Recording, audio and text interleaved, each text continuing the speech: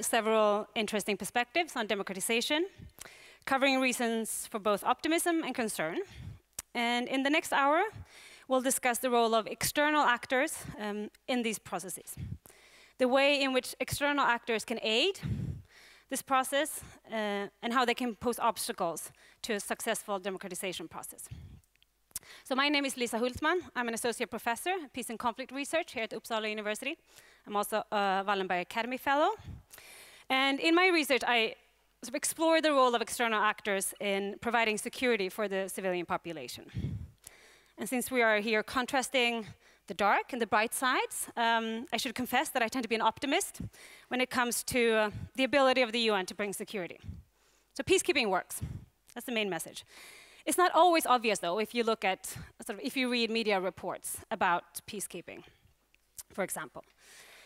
But my research highlights the tendency of the UN to get involved in more and more complicated and difficult situations.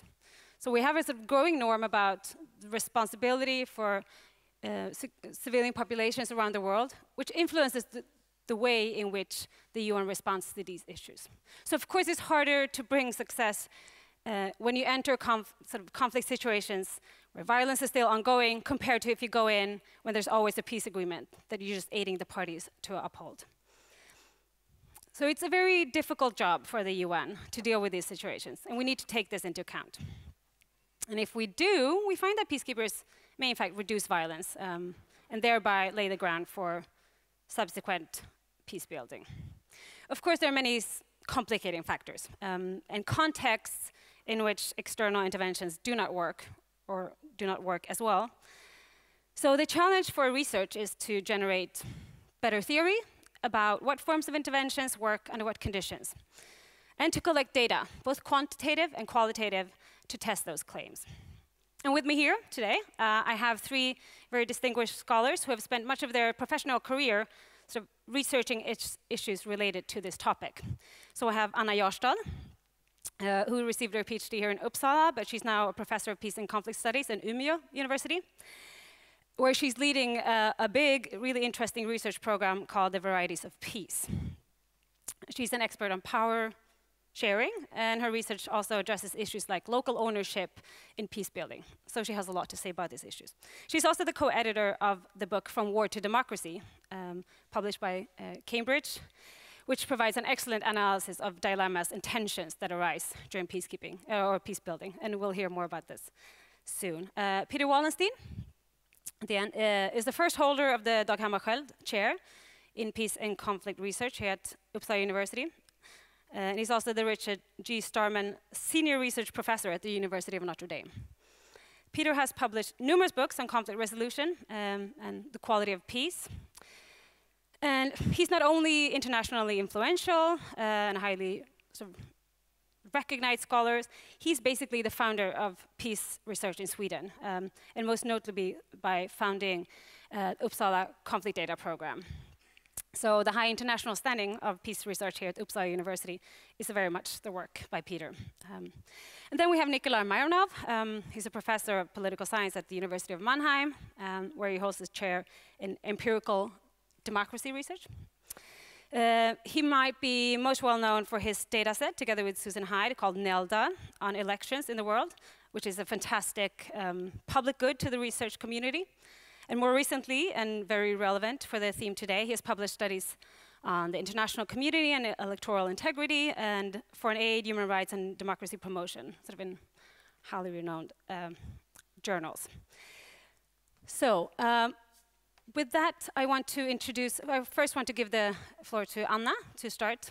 I've given them 7 minutes each. I'm going to hope they will keep to the schedule to introduce sort of and talk about how their research relates to this topic, provide some different perspectives, and then we'll open the discussion. And there will also be some time for you towards the end, so keep that in mind.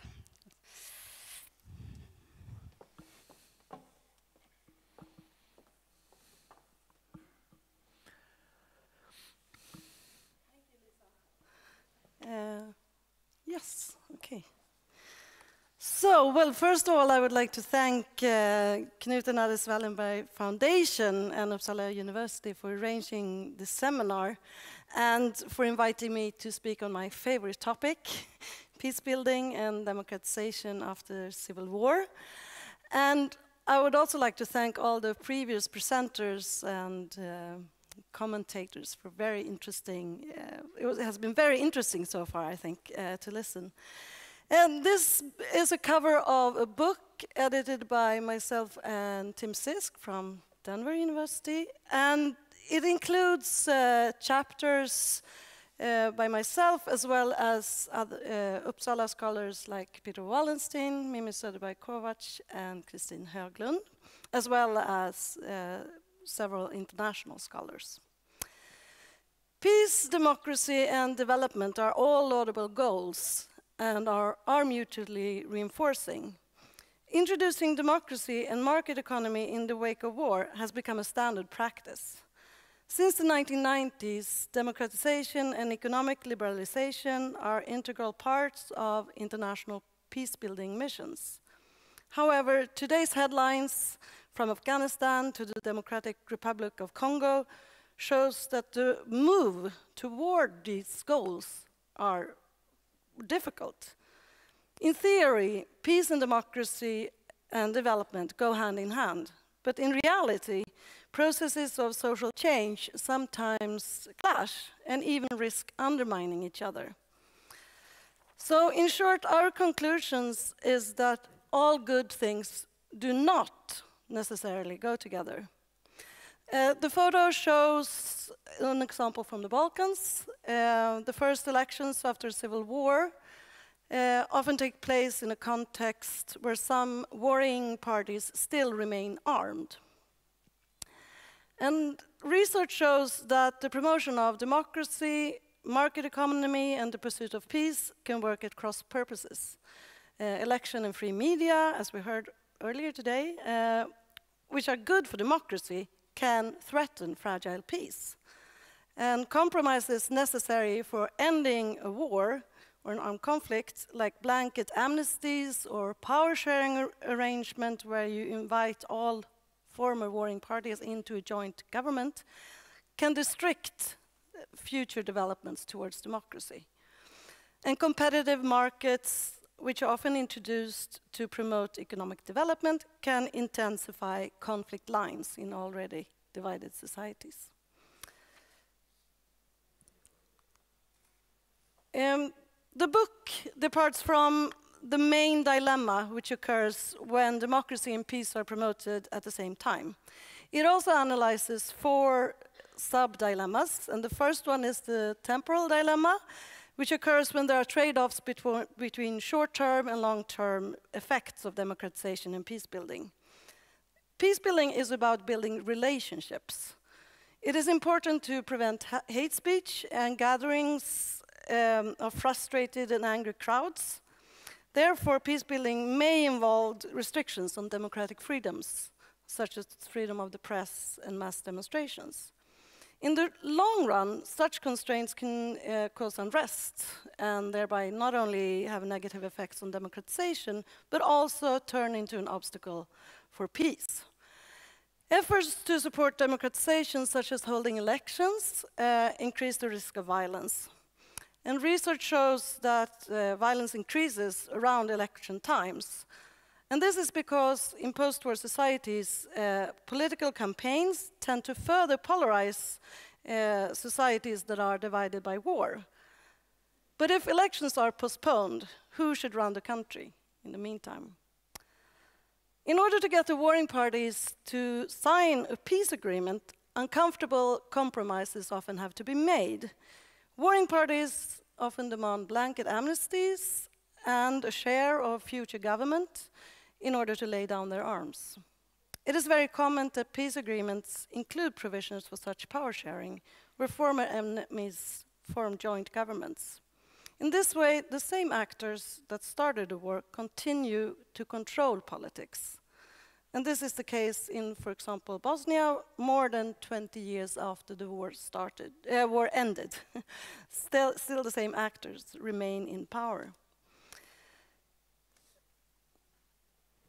The second dilemma is the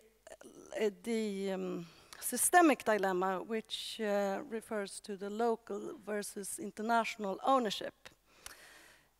So processes, this is the relationship between the international and the domestic actors.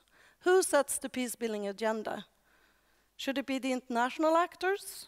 If so, there's a great risk that people feel that the peace process is imposed and is seen as illegitimate. Or should the local actors set the agenda and be in control of peace building? If so, which actors? Local ownership sounds good, but it's complicated. In Afghanistan, many warlords are included in the government. In such circumstances, should the international community circumvent the state and only support civil society? The horizontal dilemma concerns the relationship between different local elites among the civil society and warring parties, political opposition parties, and the government.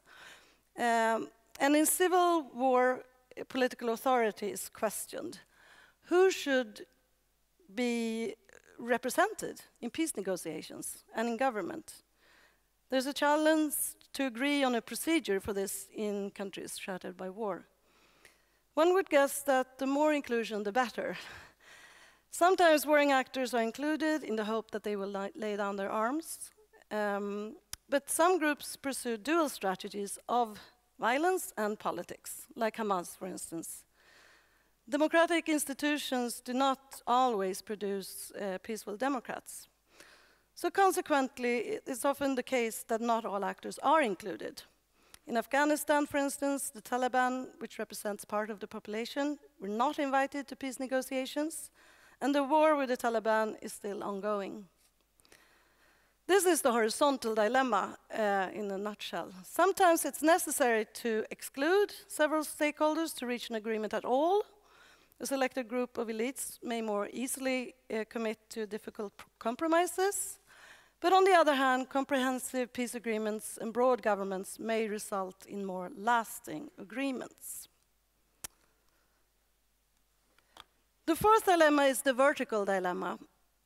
It entails the difficult choice between efficacy and legitimacy, and the relationship between the elite and mass politics. Peace negotiations often take place behind closed doors, which is necessary for the parties to reach an agreement.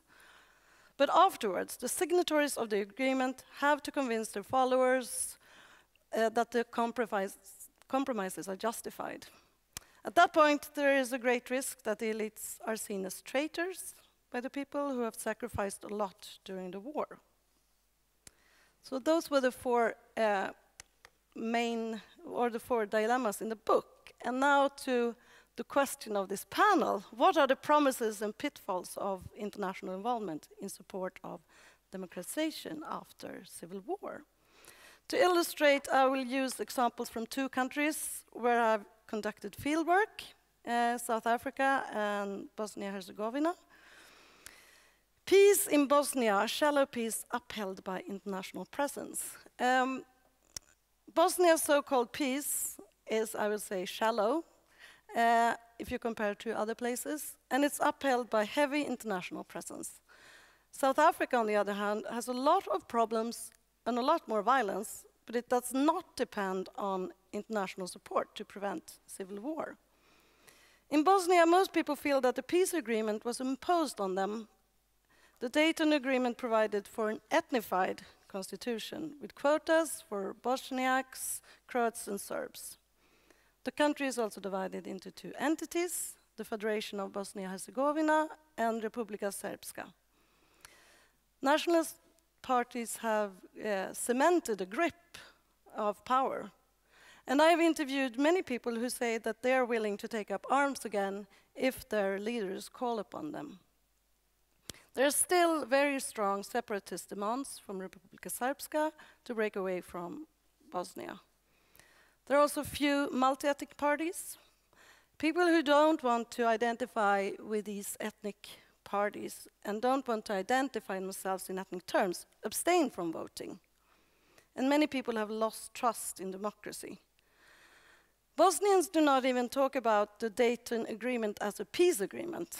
In my interviews about the peace process, people just say that there is no peace process. There is simply an implementation of Dayton.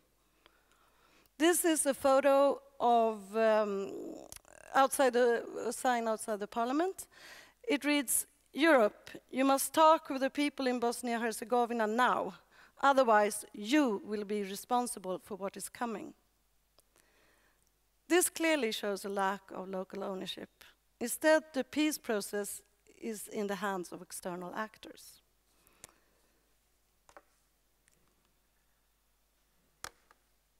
Peace in South Africa, then. I would say that there is a relative high trust in political institutions and local ownership, but there is violence.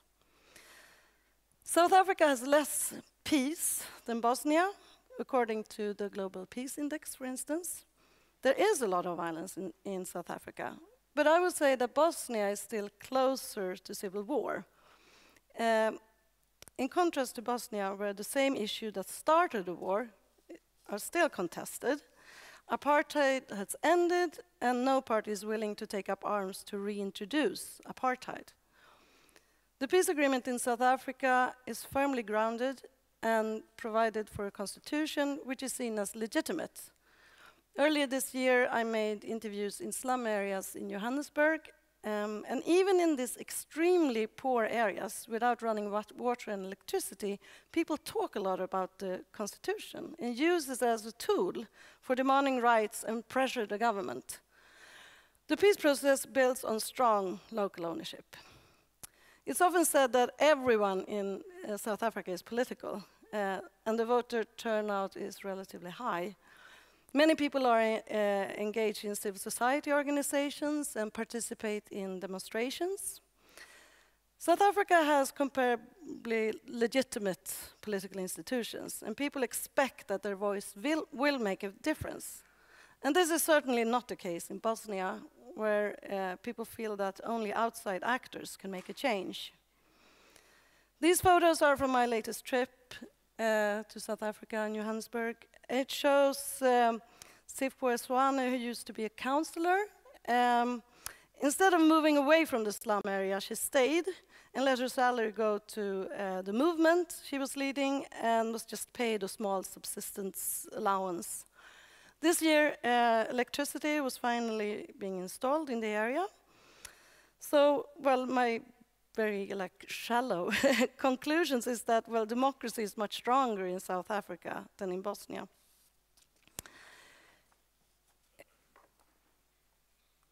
And that is in contrast to the Global Peace Index, where it has, they show an opposite picture. That's why it's interesting that I come to other conclusions when I look at other indicators. Just a few words about the varieties of peace program that Lisa mentioned, just very short. This program has just been initiated and will run for 8 years. It is generously funded by the Swedish Foundation for Humanities and Social Sciences, Riksbankens Jubileumsfond, and will include at least 10 in-depth studies in addition to joint theoretical work.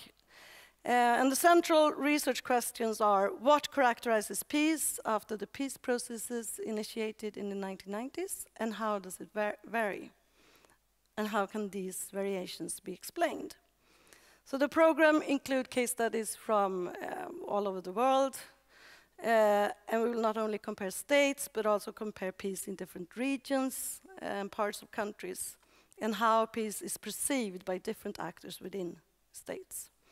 So I'm particularly interested in the nature of the relationship between peace and democracy. Is it a causal relationship, or is it just a correlation? So in order to investigate the relationship, I prefer to see peace, democracy, and economic development as 3 overlapping circles. But for analytical purposes, I want to see, I think it's necessary to define them as distinct and separate, especially if we want to investigate how they affect each other. Thank you. Next.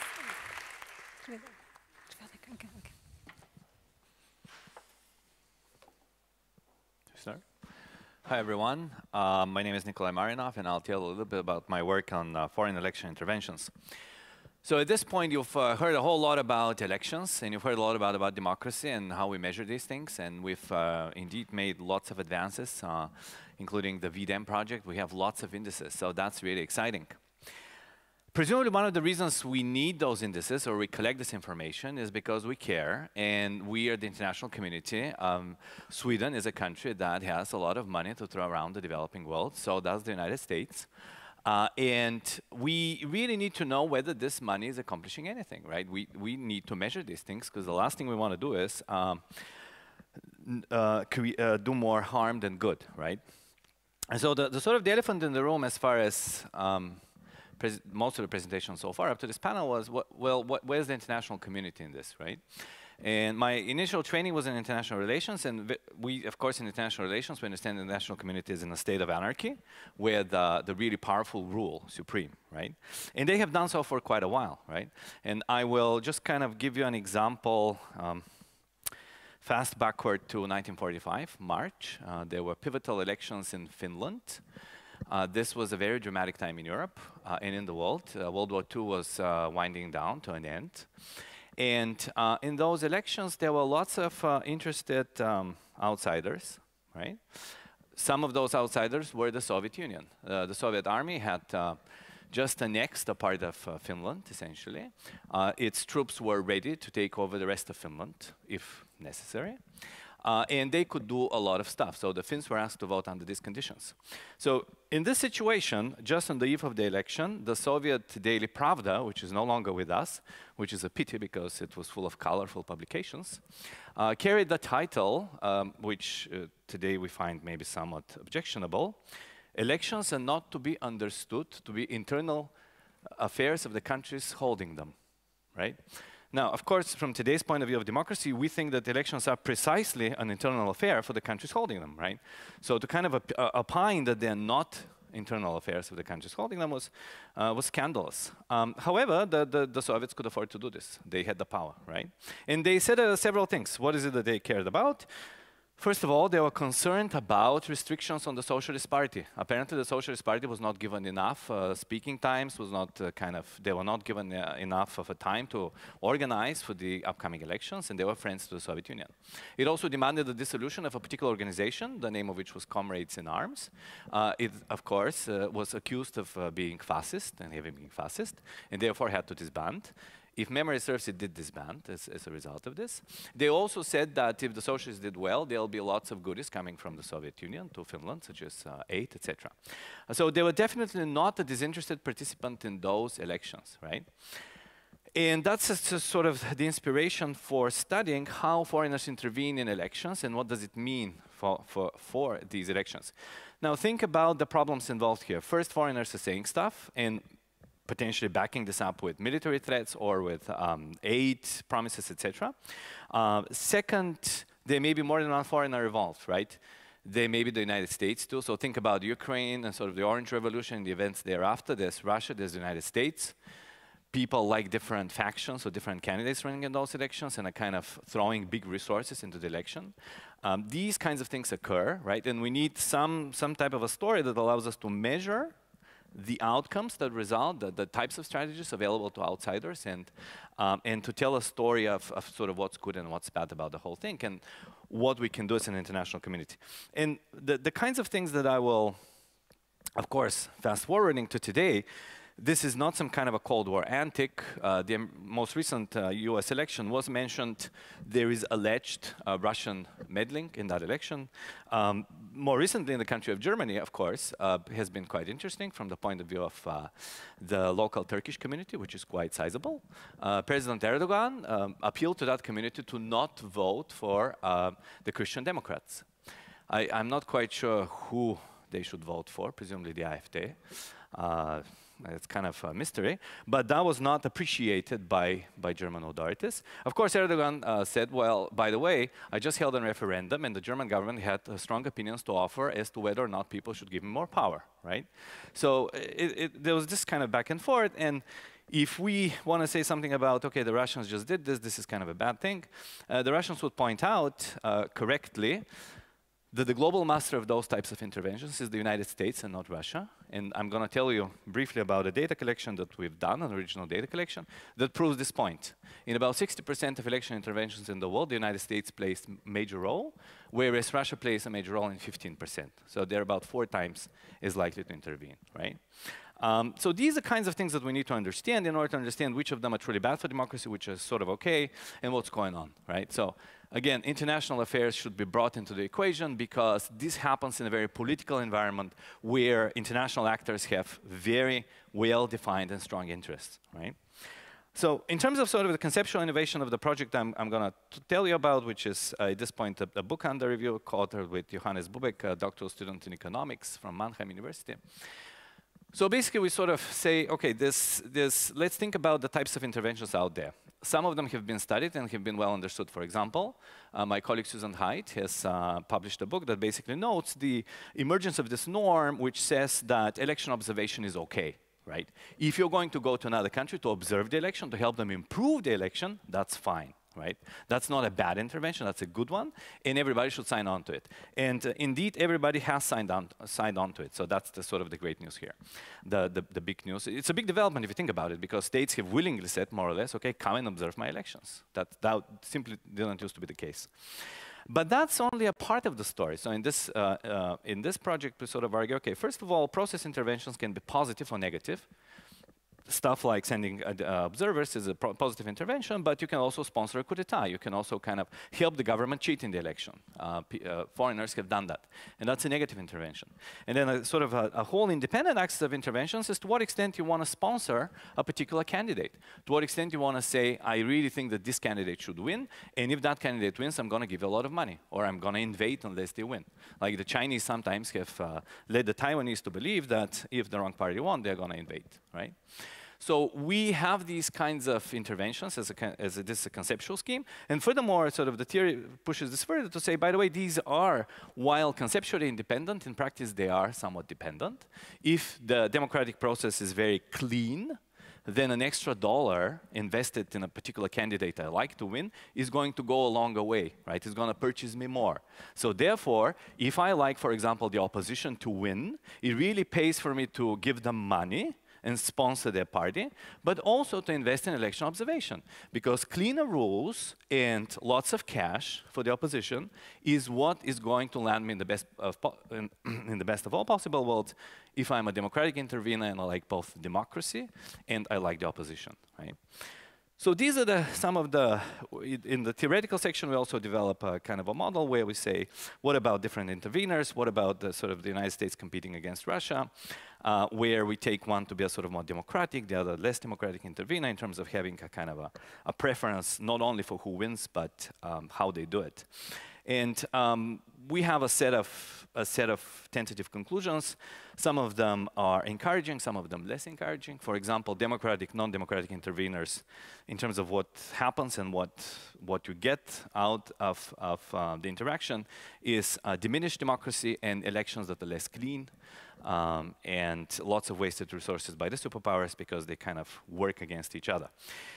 Exciting data collection. VDEM has collected a lot of things, but we are collecting also things. And we have a new data set that will be available pretty soon that will basically kind of document the types of candidate pro-opposition or pro-government interventions and the types of positive and negative democracy interventions that we've seen in the empirical record in a random sample of 1/10 of all elections that have taken place since 1945.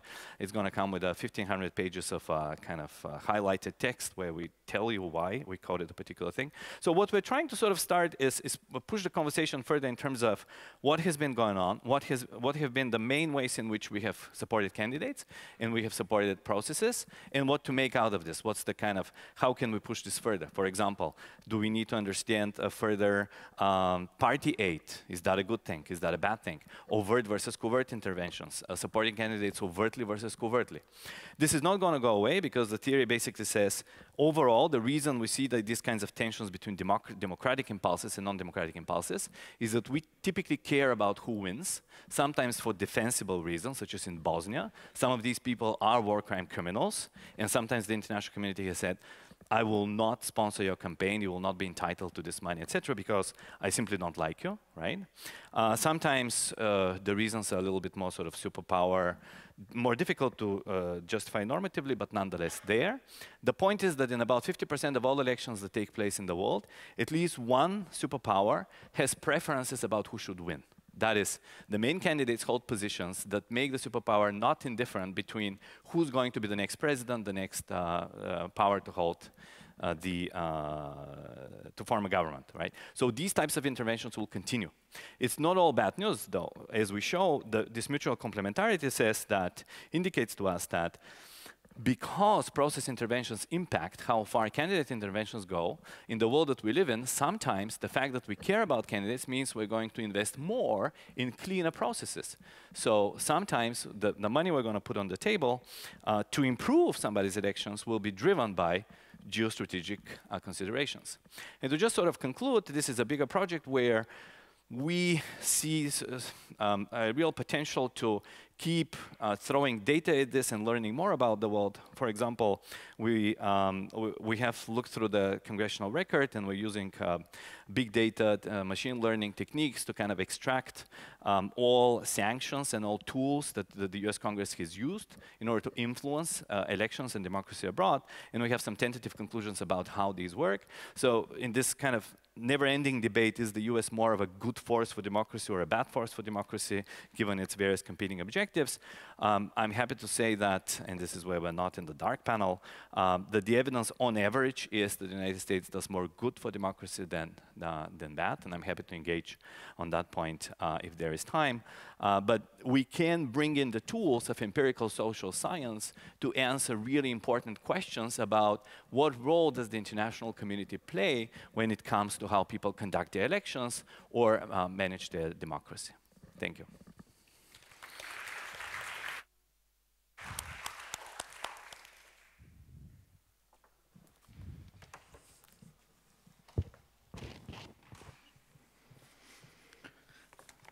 Thank you very much. It's really a pleasure to be here. I think we have had a real full day. And as you noticed, darkness and brightness has been part of this. But this particular panel does not have a title including either darkness or brightness. And I guess we are in a very gray zone here. And what these external actors actually do with respect to democratization and issues that relate to elections, etc. So let me start with the worst kind of external intervention I can think of, and that is to start a war. In early 2003, the Secretary of State in the United States, Colin Powell, writes a letter because this is the situation where the United States is about to intervene in Iraq. And the purpose of that intervention is to make sure they don't have weapons of mass destruction. But that may not be the entire agenda, but that's the official statement. So Colin Powell writes a letter to Japan, to the Japanese Prime Minister. And the question is, well, how come we defeated Japan? How come you became such a good democracy? That was the letter, in essence. Of course, the Japanese Prime Minister felt rather offended by this kind of a statement. He felt they had developed their democracy themselves. But his advisor, who told me about this letter, also got the question from me. So how did Japan democratize? What was the key thing? And he said, well, it was very easy. The emperor told us to be democracy. So that's how we became democracies. But the interesting problem here is, of course, that the United States knows that it's going to invade Iraq and it have to create something out of this. They're going to defeat Saddam Hussein, that's the whole idea. But how do we then build a democracy after a victory?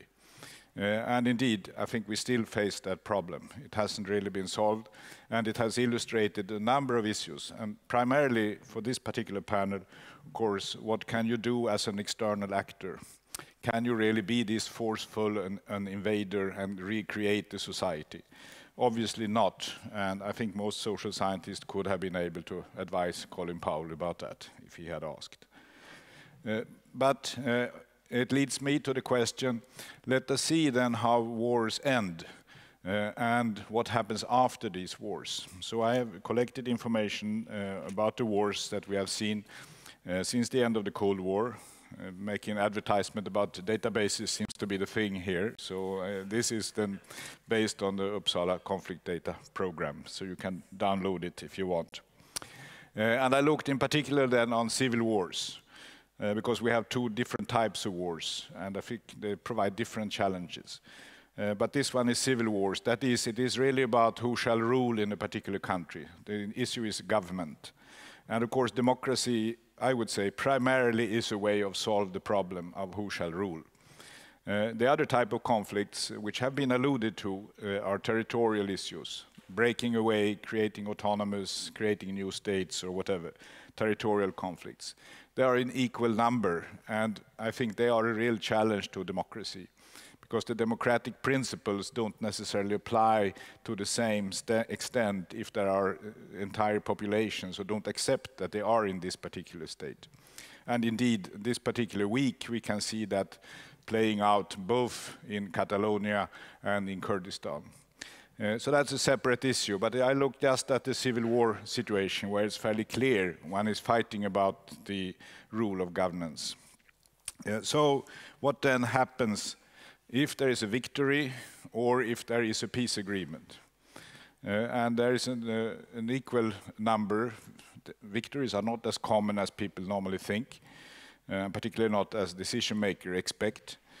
More or less, in most conflicts, they will sooner or later end up in a situation where they have to negotiate and then arrive at a peace agreement. And Anna Jarstad just illustrated a little about these kind of peace agreements. So I'm interested to see what happens then after. If there is a victory, will there be more democracy? If there is a peace agreement, will there be more democracy? And the situation is fairly clear, fairly distinct. After victories, you normally get more authoritarian governments. You get less democracy, you get less of transparency, you know less of what has really happened during the war. And it's a fairly consistent pattern. There are some exceptions, of course. But you can then say, well, does it matter if it is the government or the rebels that win this particular war? And some authors have argued that rebel victories will be more conducive to democratization. But I can't really find any evidence of that. It doesn't really matter who wins. The one who wins will take the power, keep the power to him or herself, mostly him, and make sure that one can maintain that power. And so democracy is a secondary or tertiary matter. And that's, of course, important because it has an effect on whether the war will come back. So with the victories, you will see a larger likelihood that the wars return after 10, 15, 20 years. It depends on your time perspective. If you look at those with peace agreements instead, the pattern becomes rather different. And of course, I'm oversimplifying, but the basic trend is this one, that most of these peace agreements are negotiated with the help of third parties, mediators, international organizations, others. There are some exceptions, and Anna mentioned one, South Africa, another is Nepal. They are interesting because they wanted to keep driving these processes themselves. But in most other peace agreements, you will find external actors that are involved in this, can we say, a little more positive way, supporting the agreements and helping them to actually be carried out. So it means there is a lot of international involvement in the agreement itself, but also in the immediate aftermath of the agreement. So it could be in the form of peacekeeping operations. It can be other forms, including helping with democratization. So when we look at that, definitely this combination of, so to say, benign international involvement and democratization and non-recurrence of war seems to be a pattern when you have a negotiated settlement. It leads to a very important issue, as we have emphasized a lot the importance of local ownership. What is really the relationship here? And I think that is an issue that we really need to explore. How do you work this out? Because it's quite clear that local ownership can mean many different things. There are different kind of owners, and some will be more favorable to a democratic situation, others will not. As we talked about this morning, social movements are also different. Some are there for social and economic justice. Others are there for much more minor or more exclusive kind of issues.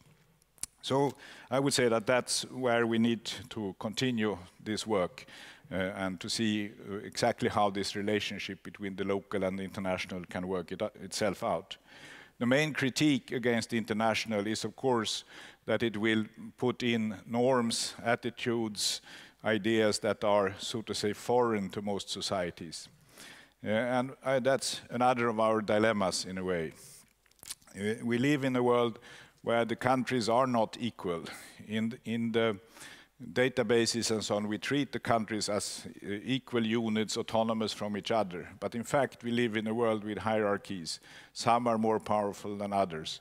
And some of these powerful actors also push agendas on these particular countries. So that will also have an impact, indeed, on what happens in the local societies. So there is a whole set of challenges here with respect to democratization and to the role of the international community in this. And that's why I found it really great that we do have a panel on these external actors. Thank you.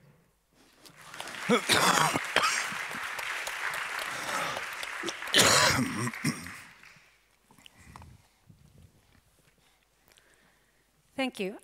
So your presentations, the three of yours, have highlighted an important issue. And that is that there are several ways in which external actors can get involved, using both coercive and non-coercive means, or sticks or carrots. So I wanted to sort of pick these apart a bit. So if we start with non-coercive means of getting involved in democratization processes, and maybe we can zoom in on election support to make this more manageable.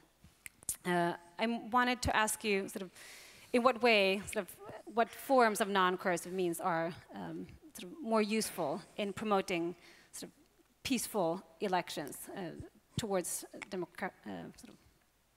successful democratization process.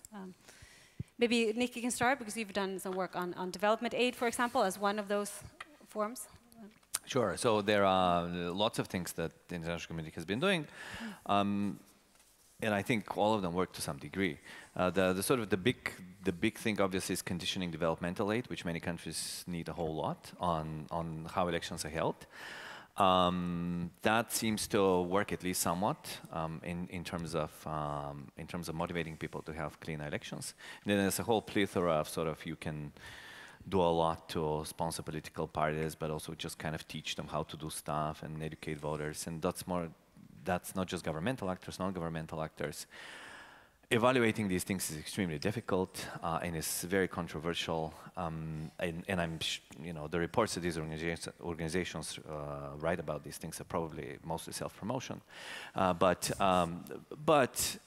they do work to some extent. I mean, these things are probably doing more good than bad things. And one of the reasons we hear this backlash sort of against Soros or against these organizations or Azerbaijan, etc., starts barring those organizations is precisely because they feel the pinch. We're not so good at quantifying some of this stuff, but for the most part, I think we're doing the right things. Anna? Yes. Thank you. Yes, I think that if you think about the election, supporting the elections, there are things that you have to do before the actual election and even before you train people, and that has to do with the citizenship issue or the stateless problem, as political scientists talk about a lot. I mean, the conflict itself is usually about who should be included in the state and who should not be included in the state. So after the war has ended and then you're going to have your first election, you have to decide who is a citizen and who should have the right to vote. And usually there are a lot of displaced persons, stateless people, so you have to solve that issue. And unfortunately, that issue is often not solved in the peace agreement. So there I think the international actors can do, and sometimes they also do, a very important work in just helping with either conducting a census or setting up a registry for, voters to help in that process.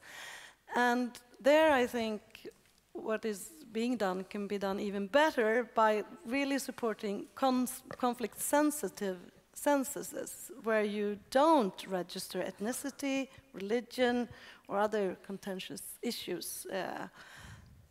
So there are a lot of things that are done, but there are also a lot of things that could be done better. So I think citizenship is a crucial thing that is related to elections and voter lists and censuses.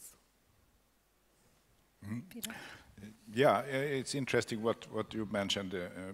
I was trying to see when did this idea of monitoring, international monitoring of elections start? And it's fairly recent. I mean, it's really part of the peace agreement in Nicaragua in 1990, which is sort of surprising because, as you said, that the Soviets were saying these are internal affairs. That was the general attitude until then. Now it's almost the other way around. If you do not have international observers in your elections, they are sort of suspect, and countries who don't want to have them. So even in the Swedish elections are supervised by others. I've been in the US and run into the European Union coming and monitoring. I don't think they saw very much. I saw more, but that's another question.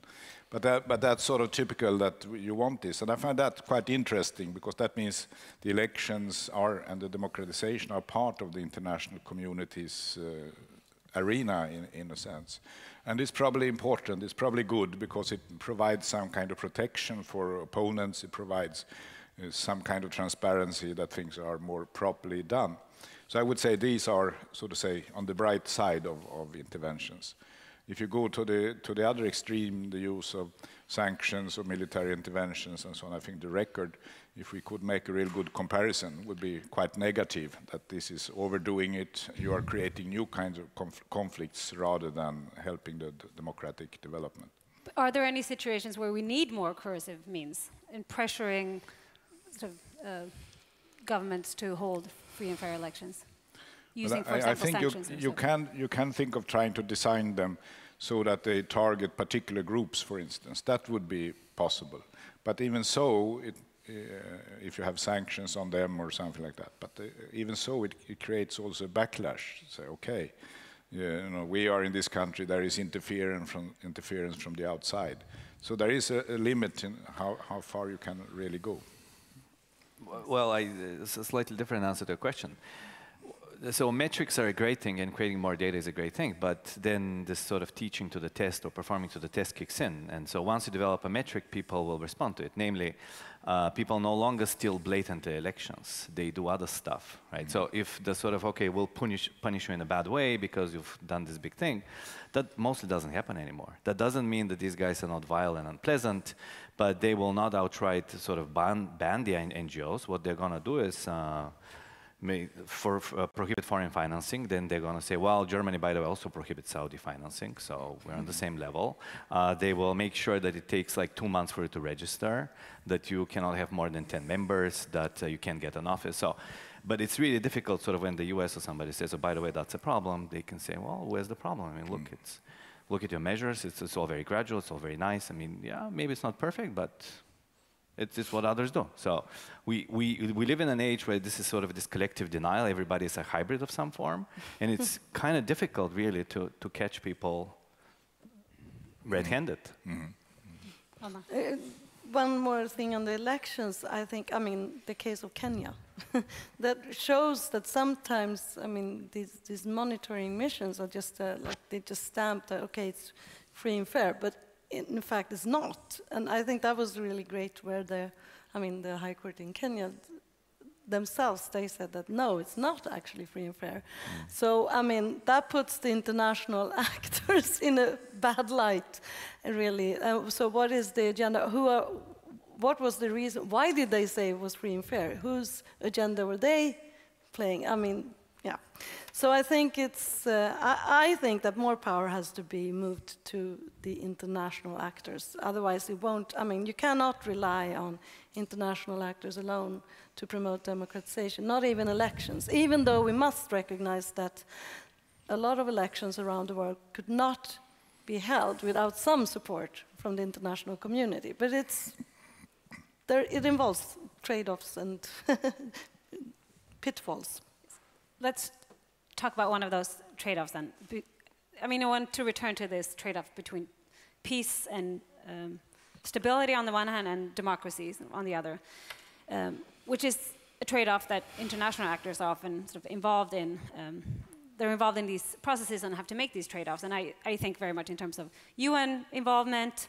There are several examples where the UN tends to be maybe too concerned with stability, which kind of enables the persistence of non-democratic rule. But there are also other instances where the UN may be pushing for early elections as sort of a tick the box for mandate fulfillment, where sort of it creates more tensions, and if the country is not ready for sort of democratic elections.